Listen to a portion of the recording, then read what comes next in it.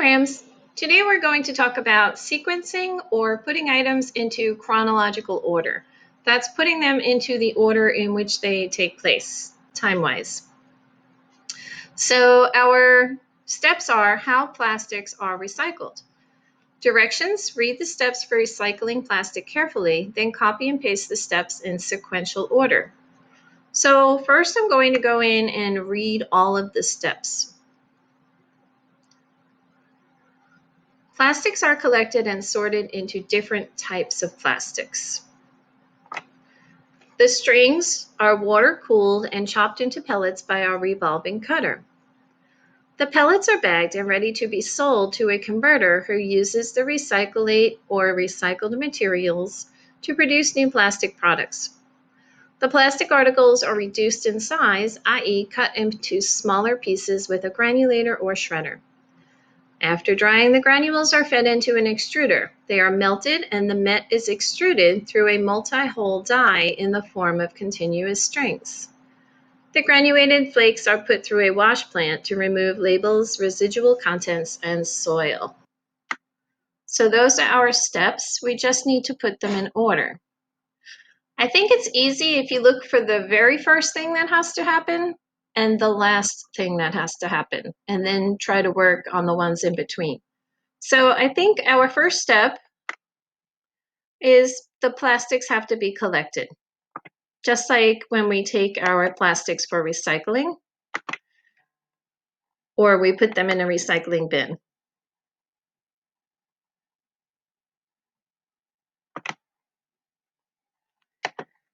I'm going to copy and paste that one here. Now I'm going to highlight that one. I'm not going to delete it because if I make a mistake, I'll have to go back and rework them. But I want to know that I've already used that one. So once they are collected, then what must happen?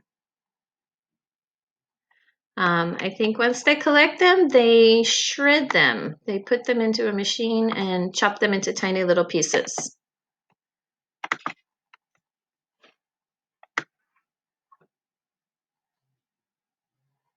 So first they sort them, then they shred them.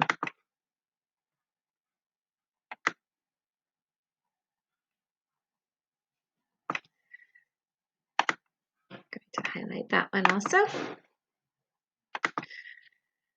Okay, once they are shredded, then I think they have to clean them because all of those labels and soil, that wouldn't be good for, we want pure plastic if we're going to reuse it again.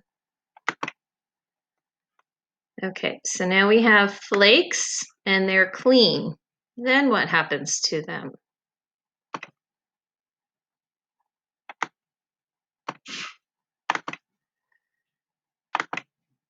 Okay, well, this makes sense. After drying, the granules are fed into an extruder. So if we wash them, then we have to dry them. They are melted and the met, I'm assuming that's what melted plastic is called, is extruded through a multi-hole die in the form of continuous strings. So then they dry it and they melt it and they make strings out of it. Strings of plastic.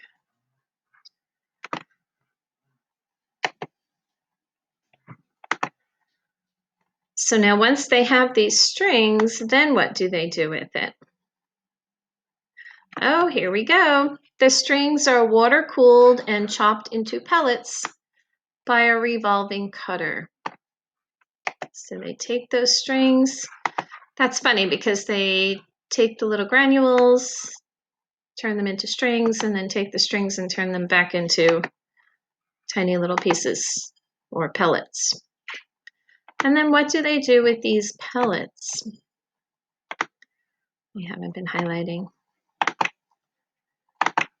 The pellets are bagged and ready to be sold to a converter who uses the recyclate or recycled materials to produce new plastic products. Okay, there we go.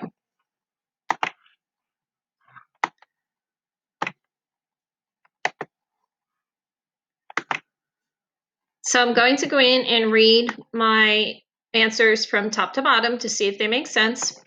One last time. Plastics are collected and sorted into different types of plastics. The plastic articles are reduced in size, i.e., cut up into smaller pieces with a granulator or shredder. The granulated flakes are put through a wash plant to remove labels and residual contents and soil.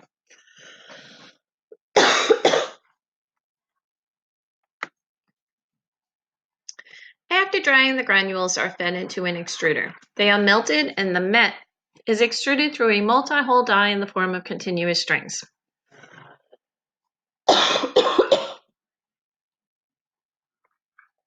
strings are water-cooled and chopped into pellets by a revolving cutter. The pellets are bagged and ready to be sold to a converter who uses the recyclate or recycled materials to produce new plastic products. Okay, so now it's your turn to try. You're going to try with the lights, camera, action. And you have chapter titles, so I think that will help make your exercise a little bit easier. I'm hoping that it helps to make it a little bit easier for you. I'll see you today.